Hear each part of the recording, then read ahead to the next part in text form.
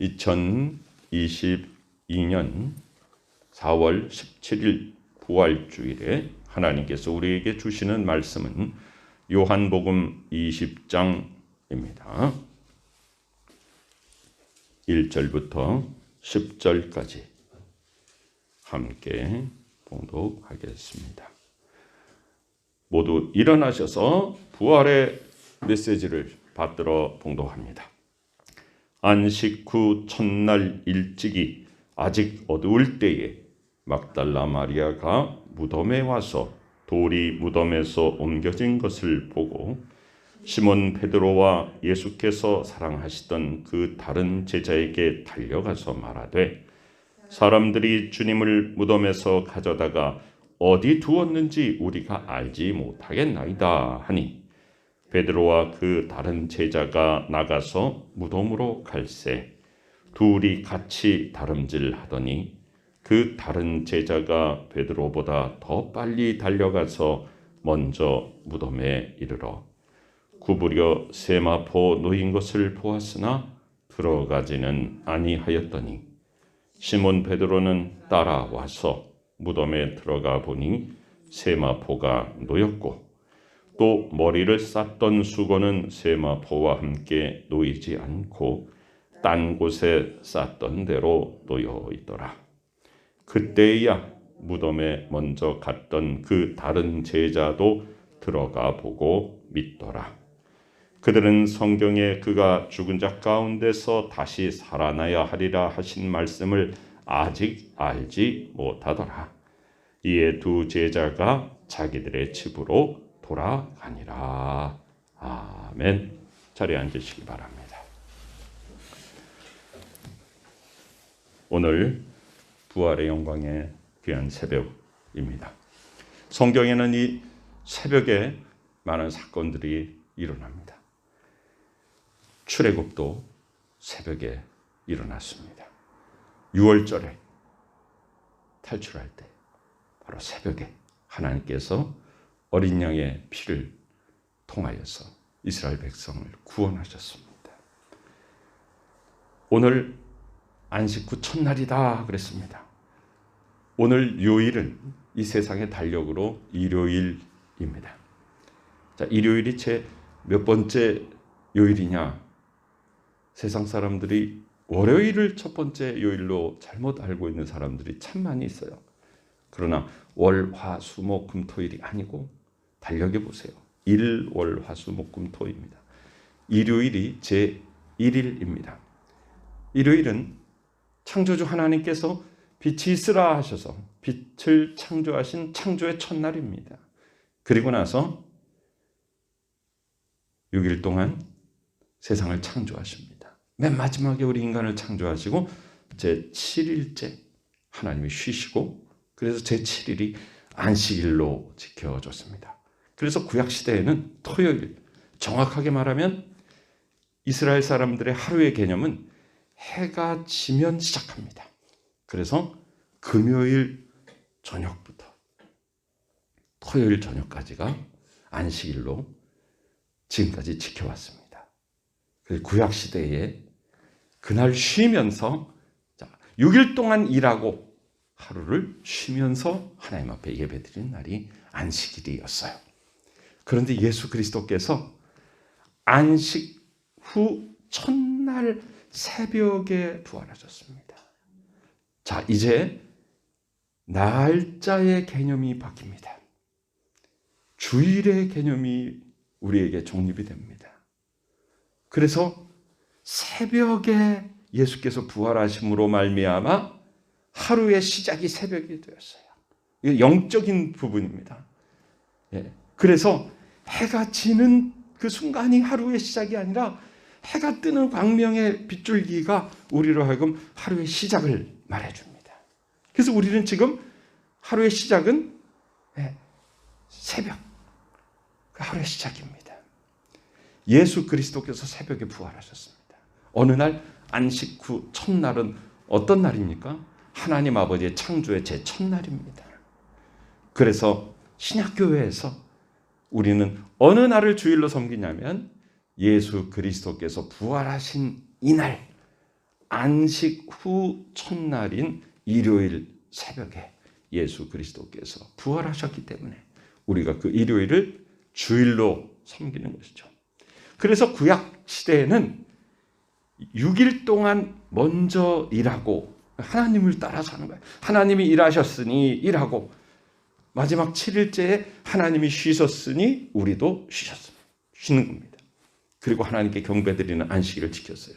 그러나 신약교회에서 예수 그리스도께서 부활하신 날이 안식 후 첫날 다시 일주일이 돌아가서 제1일입니다. 먼저 하나님 앞에 예배드리고 먼저 하나님 앞에 예배드리고 나서 그 다음에 세상에 나가서 하나님의 자녀로서의 권세를 가지고 세상에서 일하는 것입니다. 예수 그리스도의 부활 기념일이에요. 우리가 주일 예배를 드리는 매 주일마다 예수 그리스도의 부활 기념 예배를 드리는 것입니다. 안식 후 첫날, 지금까지 어떤 날도 안식 후 첫날에 사건이 일어나지 않았습니다. 예수 그리스도의 부활이 우리에게 안식 후 첫날을 주일로 새롭게 우리에게 열어주신 것이죠. 안식 후 첫날 일찍이 아직 어두울 때에 막달라 마리아가, 이 막달라 마리아는 어떤 사람입니까? 이 세상에서 굉장히 험한 삶을 살았던 여인이죠. 그런데 예수 그리스도를 만나서 새로운 삶을 산 사람이에요. 이 막달라 마리아에게 있어서 예수 그리스도는 완전히 생명의 은인이죠. 우리도 마찬가지입니다. 예수 그리스도를 만나지 못했다면 우리는 이 세상에서 그냥 바로 멸망받을 수밖에 없는 존재들이었어요. 그런데 예수께서 나에게 다가와 주셨어요. 여러분, 성경의 역사상 인간이 먼저 하나님께 다가간 적이 없어요. 다 하나님이 우리를 부르시고 우리가 하나님의 품을 벗어날 때마다 하나님께서 우리를 끝까지 놓치지 않고 하나님의 사랑으로 계속 우리를 건져주시고 이끌어주시고 예수 그리스도를 우리에게 보내주신 것은 그동안 구약시대에 수많은 선지자들을 보냈지만 우리들이 귀를 막고 그 메시지를 듣지 아니하고 그 메시지를 전파하는 선지자들을 핍박하고 죽이고 그것이 구약 성경의 역사였습니다. 하나님께서 당신 자신이신 유일한 하나님의 아들 예수 그리스도를 우리와 똑같은 인간의 모습을 가지고 이 땅에 보내주셨어요. 그리고 그분은 우리를 위하여 모든 것을 다 내어주셨습니다. 모든 것이라는 것은 목숨을 내어주신 것입니다. 바로 내가 치러야 될, 내가 지은 죄의 대가인 죽음을 예수께서 대신 치러 주신 것이에요. 그런데 예수 그리스도는 죽음으로 끝나지 않았습니다. 예수 그리스도께서 살아생전에 제자들에게 여러 차례 나는 십자가에서 죽고 3일 만에 부활할 것이다 라는 말씀을 몇 차례 하셨음에도 불구하고 제자들이 그것을 염두에 두지 못합니다. 지금 우리들의 생각은 제자들이 굉장히 믿음이 없네, 아주 답답하네 라고 생각하지만 예수 그리스도는 부활의 첫 열매예요. 아직 한 번도 진정한 부활을 누구도 목도한 적이 없어요. 경험한 적이 없어요. 바라본 적이 없습니다. 그동안 성경의 역사상 죽었다가 살아난 사람들의 이야기는 있었어요. 그러나 그 사람들은 그리고 다시 여러분 예수 그리스도께서 십자가를 지시기 바로 전에 행하신 마지막 기적이 사랑하는 친구 나사로를 죽음에서 살리신 것이죠. 그런데 나사로는 부활했습니까? 나사로는 병으로 죽었다가 예수 그리스도께서 다시 살리셨으나 그는 다시금 육신의 삶을 살다가 이 땅에서 또 사망했습니다. 그러므로 나사로의 죽음과 나사로의 예수 그리스도께서 나사로를 살리신 것은 이제 그 사건을 통해서 예수 그리스도께서 곧 십자가를 지시고 그리고 부활하신다는 것을 미리 예고하시고 그것을 모든 사람들 앞에서 공개적으로 보여주신 것이지 나사로가 예수님과 똑같은 부활을 한 것이 아니에요. 예수 그리스도는 부활의 첫 열매입니다. 그러므로 제자들이 예수 그리스도께서 내가 십자가를 졌다가 내가 부활할 것이다라는 얘기를 여러 차례 했음에도 불구하고 그것을 잘 이해하지 못했어요. 자, 예수님을 만나서 삶이 변한 이 막달라 마리아 이 여인이 사랑하는 선생님 예수께서 십자가를 지시고 목숨을 버리셨기 때문에 얼마나 마음이 아프겠어요. 그래서 이 당시에 이스라엘 사람들이 이제 돌아간 분을 위해서 장사를 지내고 그 무덤을 방문하고 향품을 시신에 바르고 하는 그러한 예를 갖추는 거죠. 돌아가셨지만은 막달라 마리아는 예수 그리스도께서 내가 부활할 것이다 라는 말씀하신 것을 분명히 들었음에도 불구하고 그렇게 사랑하고 존경하는 선생님이 지금 십자가를 지고 목숨을 잃으셨는데 우리 선생님께서 다시 살아나신다고 말씀하셨으니까 다시 살아나실 것이다 라는 그런 믿음은커녕 그런 기대나 그런 염두나 예수께서 하신 말씀에 대해서 기억도 하지 못했어요. 그래서 그냥 향품을 시신에 바르러 갔더니 무덤에서 돌이 굴려진 것이었어요. 자, 예수 그리스도의 무덤에 왜 그렇게 큰 돌을 막았는가? 예수 그리스도를 죽인 무리들이 먼저 예수 그리스도의 부활에 대해서 우려하였습니다. 믿어야 될 제자들, 믿어야 될 예수 그리스도 가까이 있었던 사람들은 부활에 대해서 염두에 두지 않고 부활을 믿지도 못하고 예수 그리스도께서 부활하시겠다고 한 그 메시지를 기억도 하지 못했는데 도리어 예수 그리스도를 죽인 자들이 더 예수 그리스도의 부활에 대해서 그것을 기억하고 예수 그리스도가 부활할까 봐 두려워했고 예수 그리스도가 시신이 없어질까 봐 그 앞에 큰 돌을 굴려놓았어요. 혹시라도 그들의 생각에 제자들이 예수 그리스도의 시신을 가져다 놓고 예수 그리스도가 부활했다고 할까 봐 우리는 하나님의 자녀로서 이 땅에서 구별된 삶을 살고 있는 예수 그리스도의 제자입니다. 우리는 부활의 신앙을 가지고 사는 사람들입니다. 그런데 우리가 정말로 가져야 될 부활의 신앙을 우리가 가지지 못하면 누가 부활의 신앙을 가지는가 하면 믿지 않는 사람들이 먼저 가집니다. 믿지 않는 사람들이 지금 우리들의 모습이 어떻게 살아야 하는가를 더 잘 알고 있습니다. 교회 안 다니는 사람들이 교회 다니는 사람들은 어떻게 살아야 되는가를 더 잘 알고 있습니다. 그래서 우리는 이 세상에서 그러한 질책을 많이 받지 않아요? 교회 다닌다는 사람이 말이야. 삶의 기준이 우리는 너무나도 다르다는 것을 믿지 않는 사람들이 더 잘 압니다. 우리가 주일에 어떻게 해야 되는 거, 우리가 우리의 생활의 우선순위를 어디에 가져야 되는 거, 이런 걸 세상 사람들이 더 잘 압니다. 지금 예수 그리스도를 믿고 따르던 제자들이 기대하지도 않고 믿지도 않았던 그 부활을 예수님을 죽인 자들은 염두에 두고 있었다는 것이죠. 그래서 그 돌을 크게 막아놓은 것이에요. 경비병을 세워서 거기를 지키고 있었던 것이에요.